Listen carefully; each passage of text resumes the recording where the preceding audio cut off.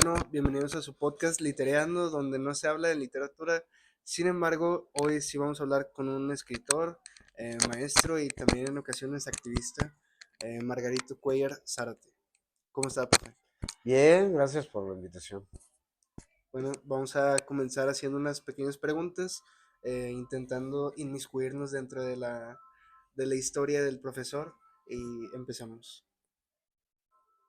Bueno, para comenzar, profe, el primer bloque que trata de abordar un poco de sus inicios, influencias y también de la formación académica. La primera pregunta, ¿cómo comenzó su acercamiento al mundo de la poesía? Bueno, en principio era todo como un juego, era como, me gustaba escribir, me gustaba, leía, pero leía cómics, leía revistitas, leía personajes, las tiras de los periódicos y eso. Pero luego me gustó escribir y entonces ahí empezó todo porque yo no sabía qué era la poesía y hacía como canciones y confundía las cosas. Por ahí de los 16 años empecé a esto y era así como que para qué sirve, ¿no? Y me divertía haciéndolo. Ya después me di cuenta que también se sufre, pero esa es otra historia. Por lo pronto empieza esto por ahí de los 16 años. Ok. Y cuando empieza a adentrarse a todo esto de la escritura, principalmente la lectura y luego a la escritura, ¿cuáles fueron los libros que más lo influyeron a empezar a escribir? Bueno, ya cuando veo que esto toma un rumbo muy peligroso para mi vida, empiezo a leer con cierta orientación a García Lorca y a Pablo Neruda, pero por orientación de mi maestro de español en primero de secundaria. Es que empiezo a leer autores. ¿Sí? Bueno, nosotros sabemos que el lugar donde uno vive es principalmente también pues de donde agarramos esas experiencias, ¿no? Y esos momentos. ¿Cómo influyen esos lugares donde usted vivió y también pues cómo era? Bueno, sobre todo el lugar donde nací no, porque a los 6 años partimos y entonces yo sí tenía como una memoria de lo que existía, pero no tenía conciencia, porque yo salí cuando yo tenía 6 años, salimos cuando yo tenía 6 años. Y ya lo que sí me marca es el lugar al que nos trasladamos, que es Tamaulipas, y sobre todo cuando conozco el mar. Cuando mi padre me lleva un domingo, mi padre era administraba un rancho y era también tractorista y eso. Y entonces un día me dice, mi padre era muy parco, muy serio, y un día me dice, acompáñame. Y lo acompañé, fuimos a Tampico y me mostró el mar y yo dije, no, pues esto es un descubrimiento. Yo no sabía, yo pensé que era un lago gigante y le dije a mi padre, uy, qué presa tan grande, porque las presas, en Tamaulipas había muchas presas. Y dije, qué presa tan grande. Y dice, no, no es una presa, es el mar. Y a partir de ahí, pues el mar fue como un símbolo, como memoria, como parte de mi vida siempre. Específicamente hablando de Tamaulipas, o en esos lugares que usted le remonta a su niñez y adolescencia, ¿cómo recuerda que era el ambiente literario o cultural en ese momento? Yo ahí todavía no conocía nada de la vida cultural ni nada de nada, o sea, ni siquiera qué iba a hacer con mi vida. En esos días, en ese tiempo mis padres se trasladan a Monterrey, o sea, apenas conozco el mar, pasan unos cuantos años, empiezo a escribir mis primeras notas, mis primeros apuntes, poemas, canciones, y toca irse, o sea, ya se acababa el mar, se acababa Tampico y fue a viajar a estar en Monterrey. Yo me quedé terminando unos meses el primero de secundaria y mis padres se vinieron para acá. Los alcanzo después y pues ya llegó a un lugar así como que sí era un shock. Entonces no alcanzo a conocer en esa etapa la vida cultural de la región en la que yo vivía. Sí, esa la conozco después. Nos instalamos en Monterrey y aquí sí empiezo a conocer la ciudad, empiezo a leer un poco más en forma. Yo compraba libros usados, compraba libros nuevos, me prestaban libros, pedía libros en las bibliotecas y los libros que compraba los revendía y no conservaba nada, porque todavía no sabía, digamos, como que el valor que tenían esos libros. Pero ahí sí empiezo a leer a Borges, ahí sí empiezo a leer a un autor que se llama Tennessee Williams. Ahí ya leo más novedades. Mi maestra de teatro me muestra autores contemporáneos, Octavio Paz, Eduardo Lizalde, autores como ya mexicanos, contemporáneos. Y entonces allí digo, no, pues sí, o sea, de aquí soy. Y allí sí conozco el ambiente literario de Monterrey, en los años 70. Ahí sí veo que se había formado un taller literario, filosofía y letras, el primero. Entonces yo dije, no, pues yo voy a formar un taller. Y hice el segundo taller aquí en Monterrey, que se llamó Tinta Joven. Y, y ya, o sea, pues, poco a poco me di cuenta que pues el ambiente literario es como una fauna, ¿no? Y entonces yo pues, poco a poco me fui integrando a esa fauna y de pronto pues ya estaba ahí adentro, ¿no? No había, ¿cómo era? Éramos unos locos, unos vagos, alguien que no sabe a qué se va a dedicar, pero quiere crear, ¿sí? Creíamos en la creación de las cosas, en el arte, en la palabra, en el activismo, hicimos mucho activismo, estábamos vinculados a los grupos universitarios por cambiar las cosas en la universidad, y ese era el ambiente que prevalecía, allí hasta prepa.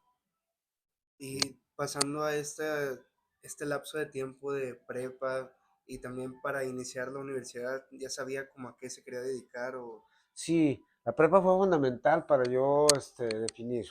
Yo ya en la prepa, desde que entro, me dedico a escribir. Empiezo a hacer artículos. Digo, yo quiero ser escritor, pero voy a estudiar periodismo. O sea, eso lo definí desde prepa. No estaba todavía muy seguro si hubiera letras, pero sí que iba a estar en los dos campos.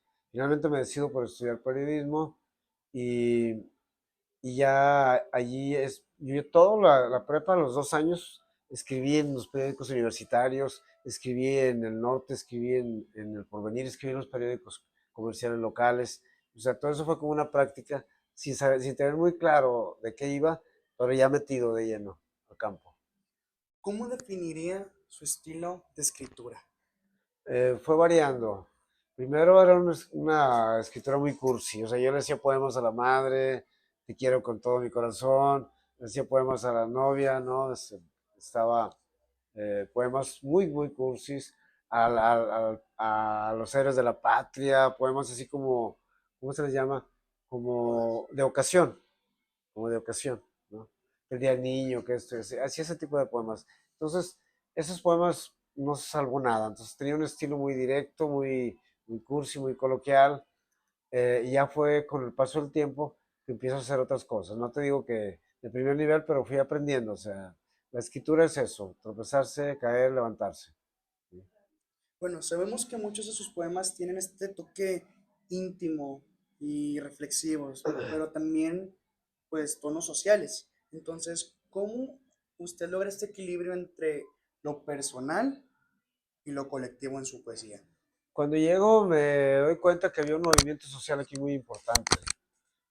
Había gente que no tenía dónde vivir, entre ellos mis padres, que habían llegado con 9 hijos y sin tener un lugar donde vivir, solamente con la motivación de que sus hijos pudieran tener estudio.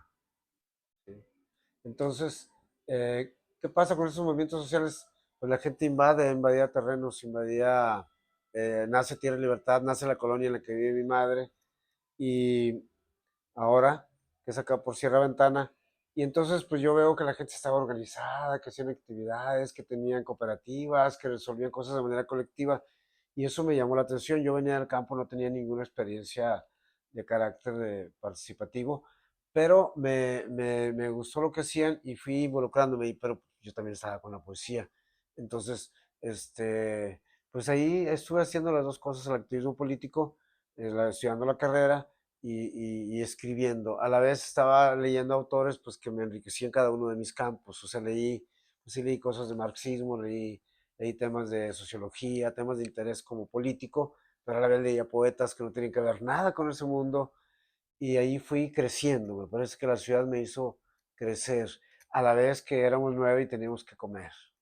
Entonces había que trabajar. Todos teníamos que trabajar en lo que fuera. Mis hermanos hicieron de todo, vendieron pan, bolearon, vendieron chicles, dulces, este, yo hice trabajo, fui ayudante de albañil, trabajé en depósitos, repartí cerveza y refrescos en un triciclo, trabajé en Soriana, country como en el área de abarrotes, pinté casas, no sé, tuve 1000 actividades a la par que seguía escribiendo. Claro, retomando cuestión de la escritura, La otra pregunta es, ¿tiene alguna rutina para escribir? Y sí, sí, bueno, que nos cuente y de qué manera está cambiado con el auge de las nuevas tecnologías. Ok, en las rutinas básicamente siempre soy así como, ahora está desordenado mi escritorio y la mochila ahí arriba y todo, pero mis rutinas son así como que cierto orden.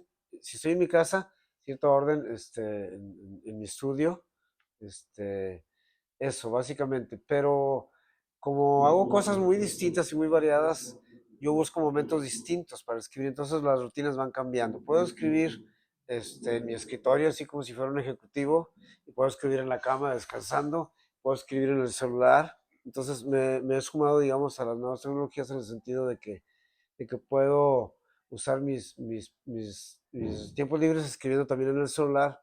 Mucho tiempo lo he hecho en una tablet o si no directo en la computadora.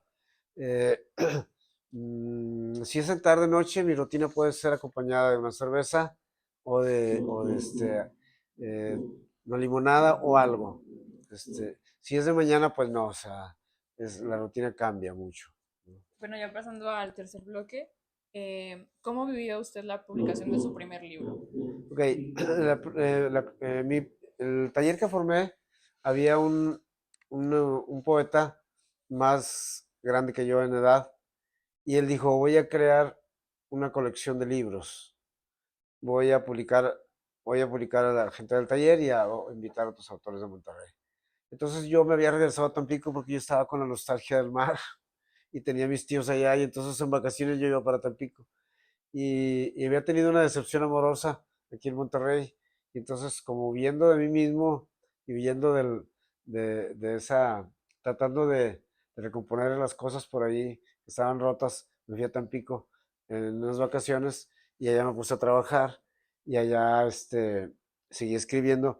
Y entonces me dice el amigo, ya van a salir, ya salió un par de libros, el que sigue es el tuyo. Y me fueron a visitar mis amigos escritores hasta Tampico. Hicimos el plan del libro. Me regreso y entrego el libro.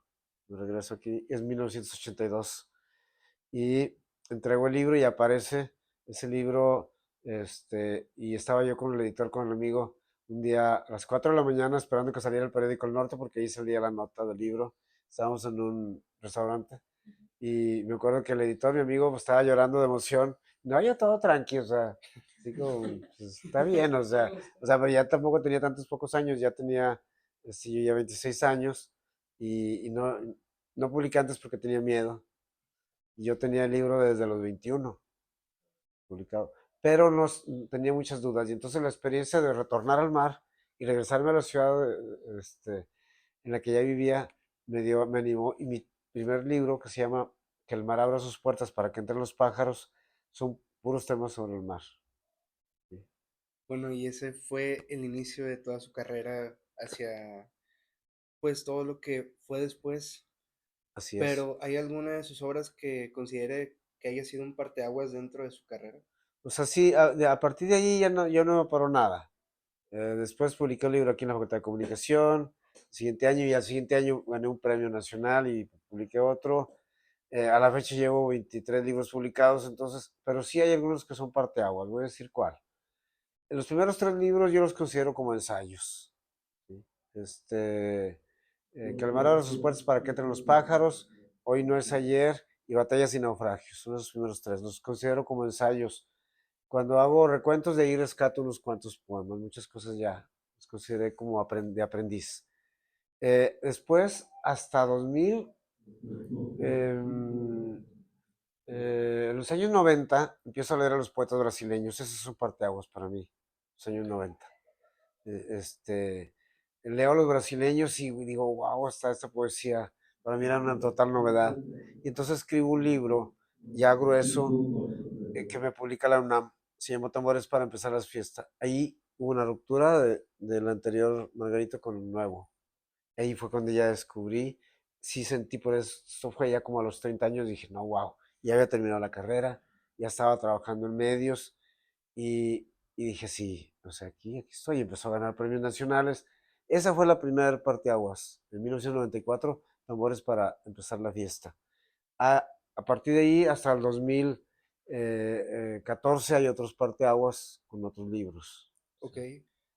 Bueno, dentro de todas estos libros, siempre busca tener un mensaje y tener también alguna reflexión que espera que queden quienes leen lo que usted escribe. Busco cierta unidad temática y yo ya tengo como que cierta obsesión por ciertos temas.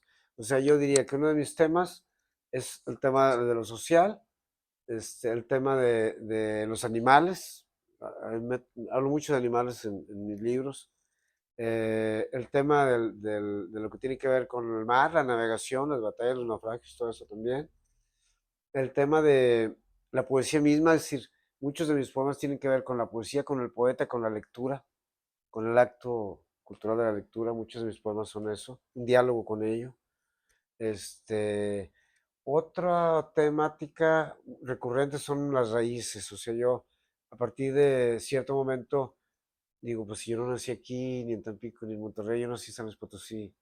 Entonces retorno mi memoria hacia mi lugar de nacimiento, mis abuelos, y eso empieza a ser también tema constante de mis poemas.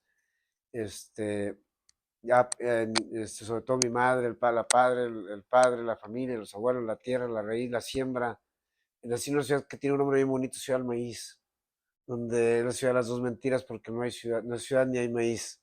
Es una ciudad bien pequeña y mis padres migran porque no había maíz, ya no se siembra, se sembraba maíz y ya muere.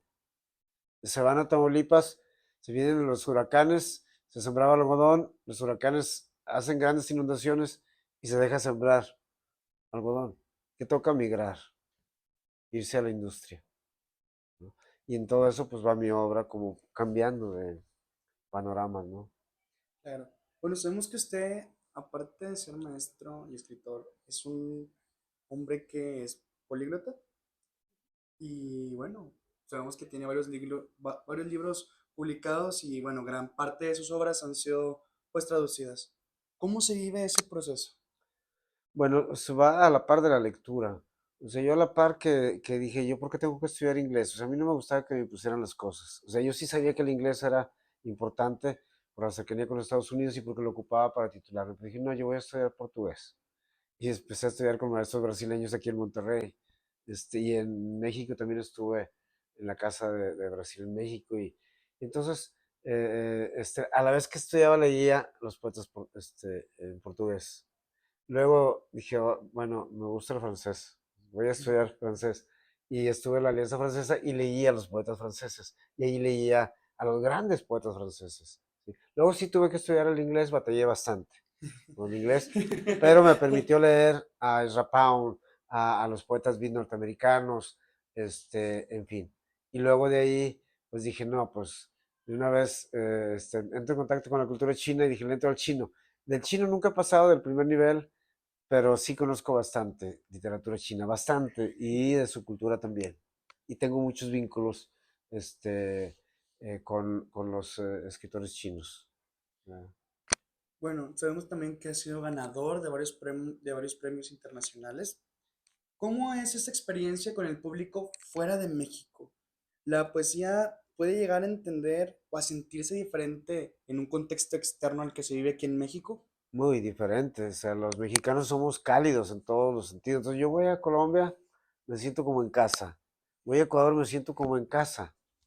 Voy a República Dominicana, no tanto como en casa, porque son más de baile, más de bachata y todo eso, pero me gusta esa cultura afro, esa cultura caribeña que la he vivido también en Cuba.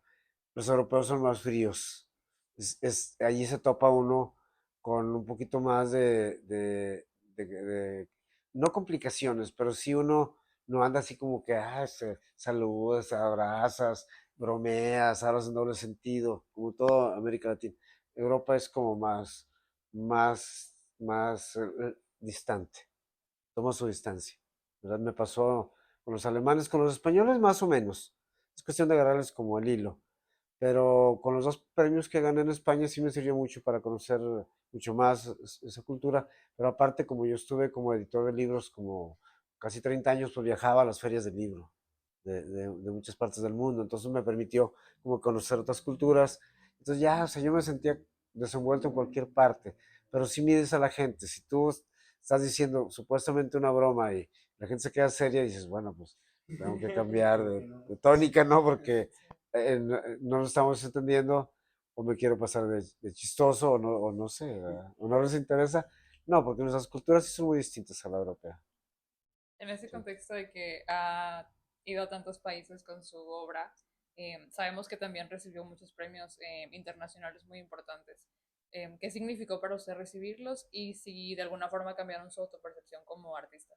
Casi todos los premios me han motivado mucho. El primero fue el de Zacatecas en el 85, si allí me sentía todavía un poeta joven, y fue el primer premio para Nuevo León. Ningún poeta anterior había obtenido ningún premio, es decir, me corresponde el primer premio importante a nivel nacional, ¿no? Este, el de Zacatecas. Con ese premio me casé por primera vez. Recuerdo, con ese premio pude comprar un refrigerador, una estufa, rentar una casa, con la madre de mis dos hijos. Después vinieron otros, sí, un premio en Francia, luego vino un premio iberoamericano de poesía aquí en Tabasco, y luego vinieron los premios españoles, y uno que, pues claro, para mí inolvidable, un festival de la lira en Ecuador, que además era de $30,000, y recuerdo que yo iba a casa de mi madre con Susi, que ya mi segundo matrimonio, y le digo, Susi, Ecuador, Lira, ganamos. Y ella iba manejando, y no me entendió nada. Sí. ¿Qué chingado me estás diciendo? Era un domingo, íbamos a casa de mi madre. Y ya le dije, no, bueno, me acaban de decir que gané el Festival de la Lira en Ecuador, con un libro publicado, Teoría de la Belleza. ¿Y eso qué? ¿Vas a ir? Y dije, sí, sí voy a ir, digo, pero son $30,000.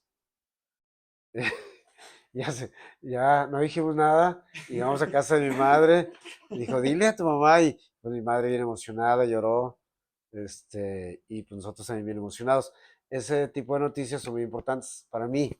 El otro fue de España, ¿no? Que me habla el alcalde de Moguer, la tierra de Juan Ramón Jiménez, y que había ganado el premio iberoamericano más importante justamente de España, y que ese año lo habían subido de 6,000 a 12,000 euros, y que me habla el alcalde, y a las 4 de la mañana y voy corriendo al teléfono, todavía teléfono, pues ya estábamos en pandemia, pero sí teníamos teléfono fijo, pues no alcanzo a contestarlo, luego me habla al celular y pues tampoco, no lo encontraba, y a las 7 de la mañana vi que había un correo electrónico, me decía, ganador del premio Juan Ramón Jiménez, lo vamos a comunicar para los detalles, ¿no? Y pues ya me publican el libro, una edición bien bonita con la firma de Juan Ramón Jiménez, premio Nobel de literatura, y nada, esos momentos pues sí son emocionales, más allá de la parte económica, más allá, creo que esa parte. Lo otro fue el de China, porque no es un premio que yo haya buscado, sino mis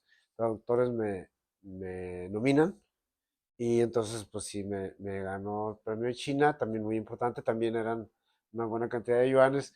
Pandemia, no puedo viajar, lo recibe el premio mi embajada de México en China, y pues todo emocionante, pero la pandemia sí nos agüitó un poco. Sí, claro. Digo, cambiando completamente ya de tema y pasando a su etapa, bueno, retomando su etapa de tallerista, pero ahora también como docente, usted pues ha coordinado talleres para promover el arte y la literatura. ¿Y qué importancia tiene para usted colaborar en estos espacios? Bueno, en principio era parte de mi formación, ¿verdad? A la vez que yo daba talleres independientes, pues seguía leyendo y me formaba más. Después, y no solo eso, sino también me involucré en la vida cultural de Monterrey. O sea, pertenezco a una generación que nos toca fundar. Si Monterrey en los años 90 no había nada.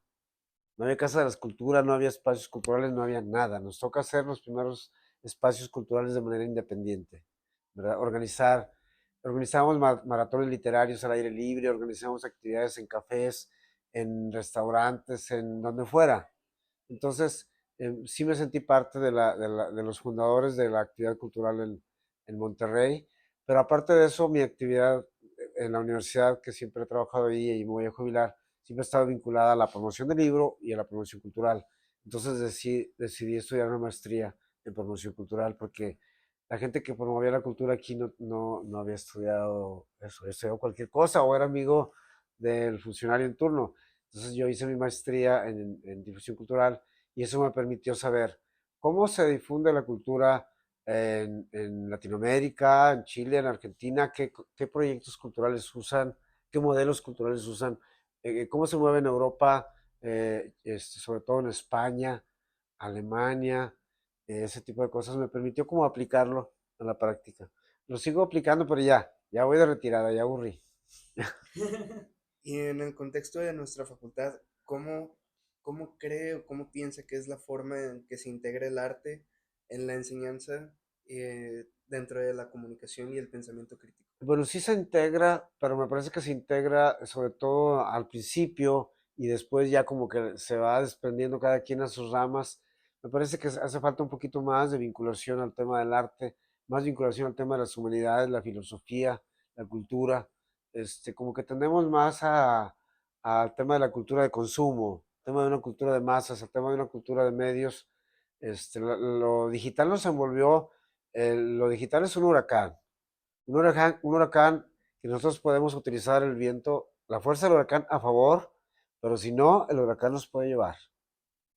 ¿Qué digo que nos puede llevar? Para un escritor es bien complicado porque pues, podemos estar todo el tiempo en redes comunicándonos con todo el mundo y a qué hora vamos a hacer nuestra obra, y a qué hora vamos a leer, y a qué hora vamos a pensar, ¿no? Entonces, ese es un riesgo que cada quien debemos de evaluar. Yo trato de mantener los pies en la tierra. No compito con los jóvenes de estar al día y ser tan rápido como ellos, como ustedes para el tema de las nuevas tecnologías, pero trato por lo menos de que las nuevas tecnologías ayuden a difundir mi obra y a entender lo que pasa. Porque de lo contrario, la gente envejece, no envejece con dignidad y se la pasa renegando de todo. Entonces yo lucho contra eso. No sé si lo voy a lograr, pero una forma de luchar contra eso es escuchando a los jóvenes y manteniendo, sí, una visión crítica de las cosas, porque pues, eso siempre lo voy a mantener. Y se nota aquí mismo en la facultad cómo también promueve este tipo de pensamientos y de ideas que fomentan ese pensamiento crítico, eh, pasando a los propósitos del taller que imparte aquí en la facultad. ¿Qué es lo que lo impulsa o qué lo impulsó a formar estas nuevas generaciones de Pues, escritores? pues miren, en la facultad no había un taller de literatura, no había, no hay todavía una revista. Si no tenemos todavía edición de libros, me parece que eso nos está faltando. Hay una agenda pendiente. Entonces yo dije, pues hice la propuesta, me la aceptaron. Y ahora resulta que este taller de literatura se está convirtiendo en el taller de literatura del Campus Mederos, porque justamente están viniendo ahorita como 10 chicos y chicas de la Facultad de Economía a nuestro taller. Entonces ya tenemos así una hermandad y un vínculo que está creciendo y que yo no me lo esperaba. O sea, esa sala se llena los martes, cuando no vienen los coreanos a comer y a sala de comerino se llena.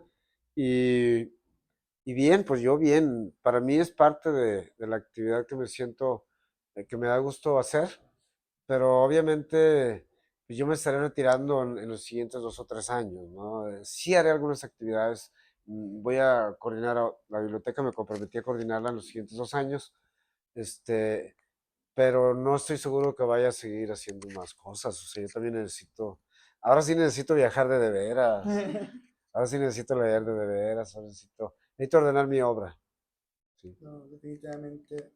Ya llegando a este último bloque que tenemos, ¿usted cuál cree que es el papel del artista más allá de sus obras? Bueno, más allá, se critica mucho que a veces hay artistas como muy pasivos ante la actividad social.